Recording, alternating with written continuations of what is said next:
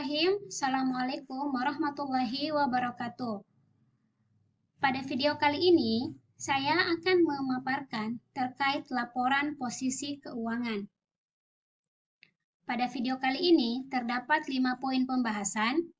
Yang pertama, pengertian laporan posisi keuangan.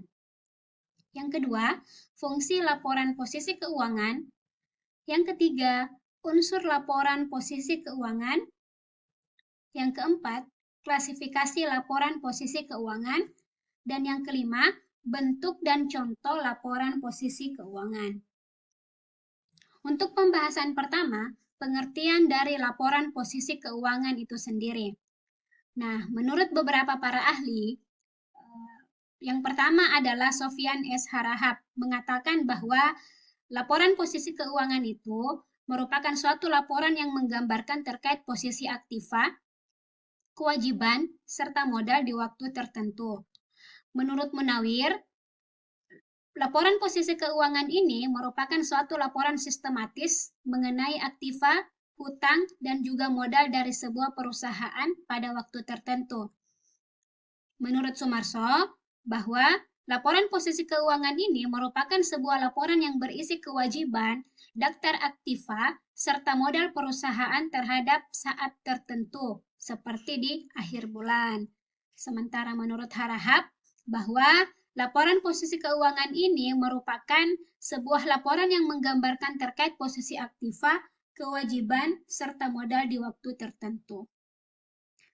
Nah, berdasarkan dari beberapa pengertian laporan posisi keuangan dari beberapa ahli, maka dapat kita simpulkan bahwa laporan posisi keuangan atau biasa kita sebut juga dengan neraca adalah salah satu jenis laporan keuangan yang dibuat oleh suatu badan atau perusahaan yang berguna memberikan informasi terkait posisi kewajiban atau utang, posisi aktiva atau harta, serta modal dari perusahaan atau lembaga tersebut atau badan tersebut.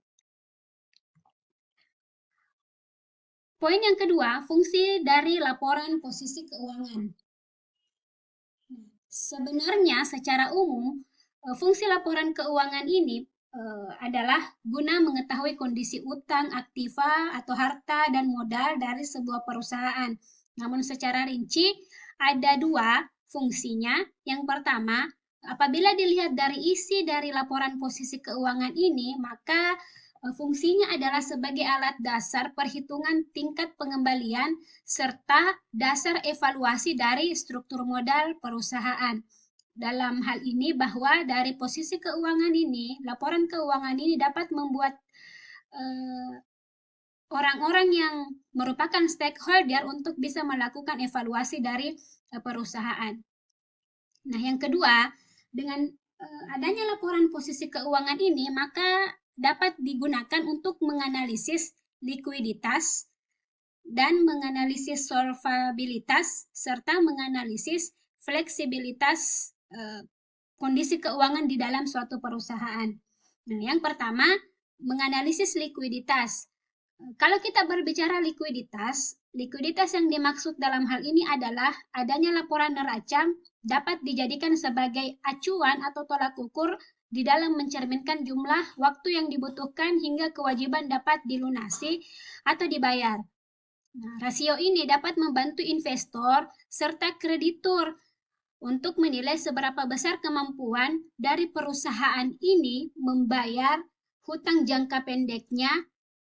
Dalam hal ini utang yang umurnya pelunasannya tidak lebih dari 1 tahun dan kemampuan ini dilihat berdasarkan dari posisi keuangannya. Yang kedua, solvabilitas. Nah, kalau kita berbicara terkait solvabilitas, ini merupakan analisis di mana acuan kepada perusahaan apakah dia mampu membayar seluruh hutangnya pada saat jatuh tempo. Dengan sebutan lain bahwa sebuah perusahaan dikata berisiko apabila perusahaan yang memiliki hutang serta hutang tersebut dilunasi dengan aktiva yang dimiliki oleh perusahaannya. Sebenarnya pada dasarnya aktiva yang dimiliki perusahaan itu bukan untuk membayar utang, tetapi digunakan untuk kegiatan pengembangan perusahaan. Namun, ketika dalam melaksanakan kegiatan operasional, perusahaan ini tidak mampu memperoleh laba, maka secara otomatis akan menggunakan aktiva tersebut untuk membayar utangnya. Inilah yang dimaksud dengan analisis solvabilitas. Contohnya, ada sebuah perusahaan memiliki utang sebesar 100 juta. Nah, kita analisis apakah ketika utang tersebut tiba saatnya jatuh tempo, perusahaan mampu atau tidak membayarnya.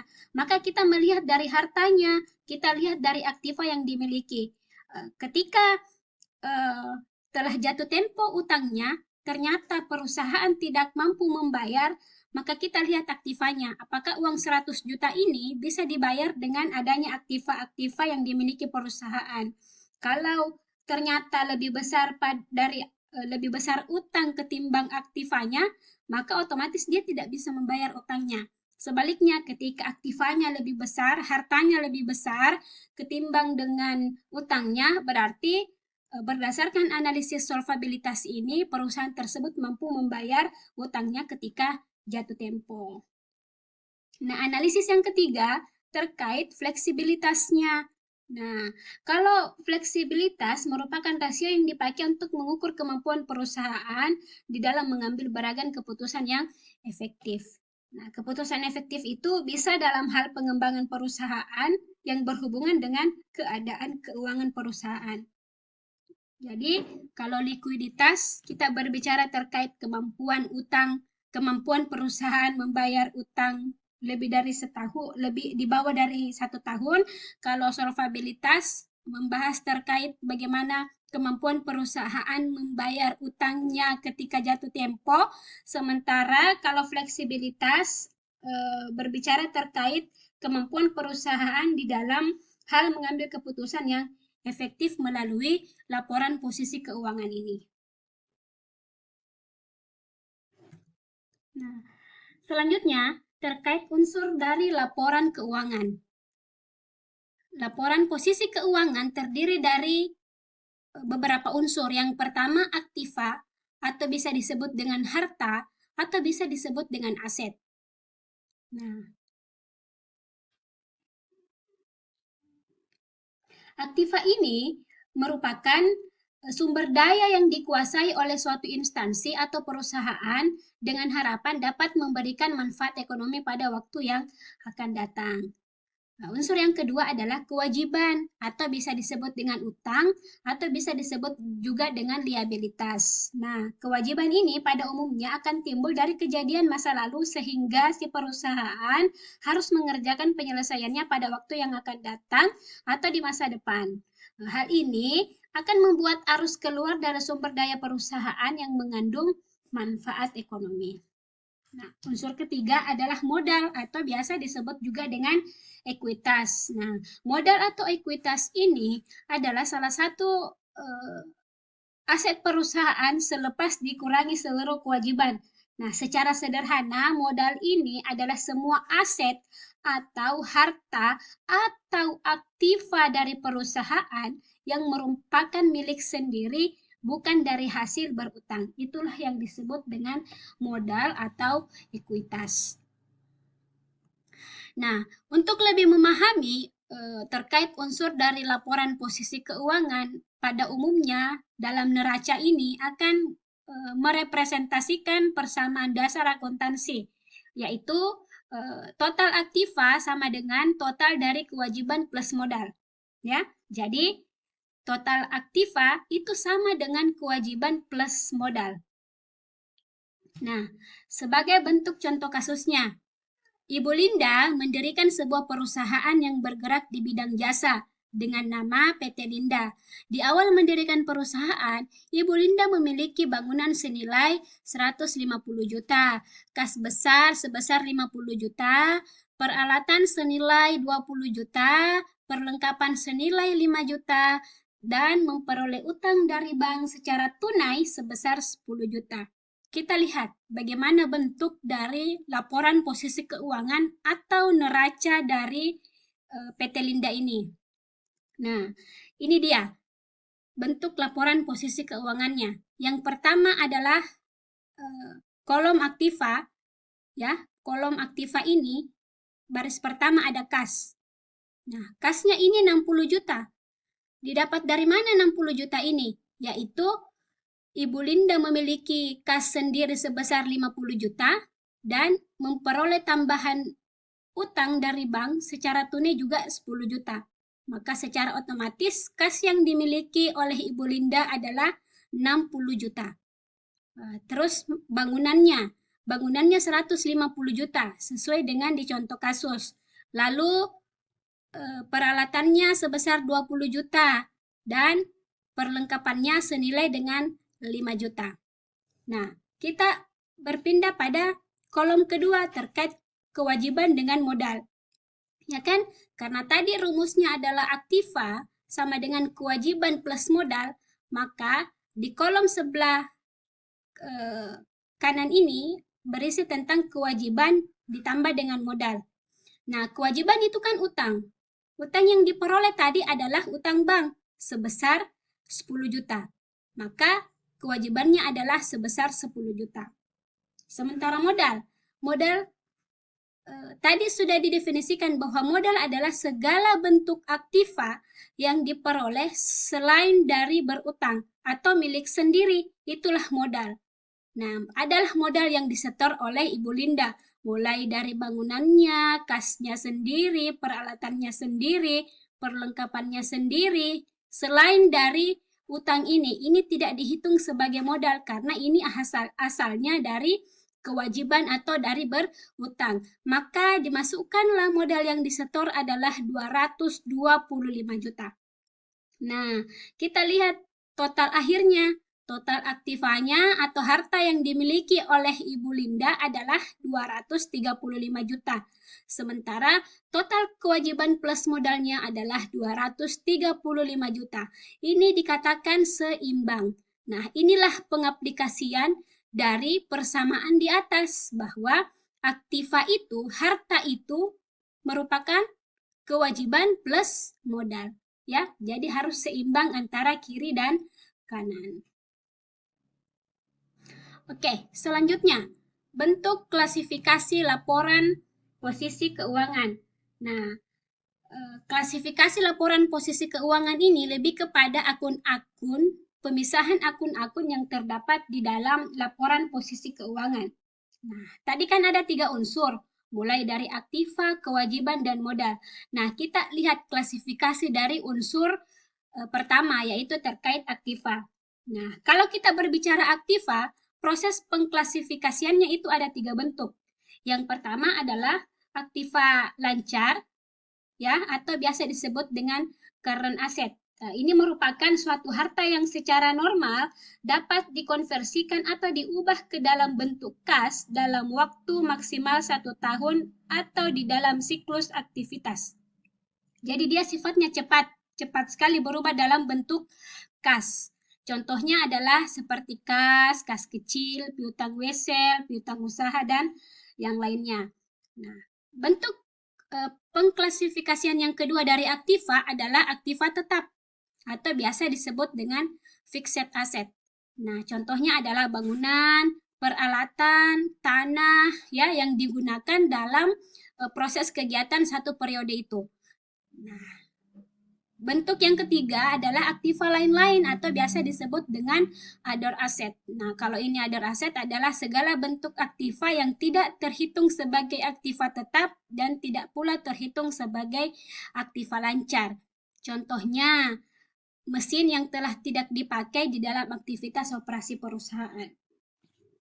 Selanjutnya, proses pengklasifikasian dari unsur yang kedua, yaitu kewajiban atau utang. Nah, ada 2 bentuk pengklasifikasiannya. Yang pertama itu adalah kewajiban lancar atau biasa disebut dengan current liability. Nah, hutang lancar atau hutang jangka pendek ini juga merupakan suatu kewajiban yang diharapkan dapat dilunasi di dalam siklus operasi normal maksimal dalam waktu 1 tahun. Jadi tidak melebihi dari 1 tahun.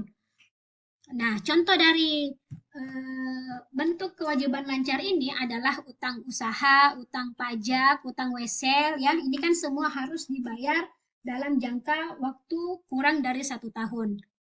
Nah, Bentuk yang kedua adalah kewajiban jangka panjang. Ini adalah kebalikan dari kewajiban lancar. Kalau kewajiban lancar berbicara utang yang harus dibayar kurang dari 1 tahun, kalau kewajiban jangka panjang adalah bentuk kewajiban yang harus dibayar itu jangka waktunya lebih dari 1 tahun.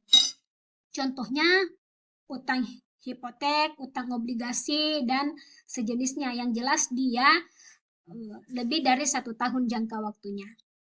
Nah, selanjutnya, proses pengklasifikasian unsur ketiga, yaitu modal. Nah, di unsur modal ada 2 bentuk. Yang pertama adalah modal disetor, yang merupakan suatu modal yang diperoleh pada waktu pemilik atau pemegang saham menyetorkan uang atau aset lainnya terhadap suatu perusahaan. Jadi, modal ini adalah segala sesuatu aset yang didapatkan di luar dari utang.